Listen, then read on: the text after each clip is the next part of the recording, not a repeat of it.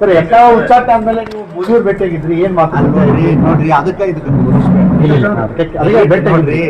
ನಾನು ಅವನಿಗೆ ತೆಗಿನಂತೂ ಹೇಳಿಲ್ಲ, ಇಡ್ರಪ್ಪತ್ತು ಹೇಳಿಲ್ಲ, ಮಾಡ್ಯಾರಪ್ಪ ಯಾಕೆ ತೆಗೆದ್ರು ಅವ್ರಿಗೆ ಕೇಳಿ, ಮತ್ತೆ ಅವ್ರ ಕೇಳ್ರಿ ಹೇಳ್ತಾರೆ. ನಾವು ಹೋದದ್ದು ಎದಕ್ಕ ಅಂದ್ರೆ ನನ್ನ ಅಭಿವೃದ್ಧಿ ಕೆಲಸ ಸರ್. ಎದಕ್ಕ ಅಂದ್ರೆ ಇಂಡಿ ಮತ್ತು ಸಿಂಧಿನಲ್ಲಿ ಕೆನಾಲ್ಗಳು ಹಾಳಾಗಿದೆ. ಇವತ್ತು 25 ವರ್ಷ 30 ವರ್ಷ ಆಯಿತು ಕೆನಾಲ್ ರಿಪೇರಿ ಆಗಿದೆ. ಆ ರಿಪೇರಿಗೆ ನನಗೆ 250 ಕೋಟಿ ರೂಪಾಯಿ ಬೇಕಾಗಿದೆ. ಆ ರೂಪಾಯಿ ಕೊಡ್ರಿ ಅಂತ ಹೇಳಿ ನಾನು ಹೇಳಕ್ಕೆ ಅವ್ರು ಏನು ಹೇಳಿದ್ರು, ನೋಡ್ರಿ ರಮೇಶ, ಇದು ಕೇಂದ್ರ ಸರ್ಕಾರದಿಂದ ನಾವು ಮಾಡಿದ್ರೆ ಇದು ಸ್ಟೇಟ್ ಸಬ್ಜೆಕ್ಟ್, ನೀವು ಇನ್ನೊಂದಿಟ್ಟು ಹೋಗಿ ಸಿದ್ದರಾಮಯ್ಯನ ಕೂತಿ ಹೇಳುವ ಅವನಿಗೆ ಸರ್. ಈಗ ಬಿಜಾಪುರಕ್ಕೆ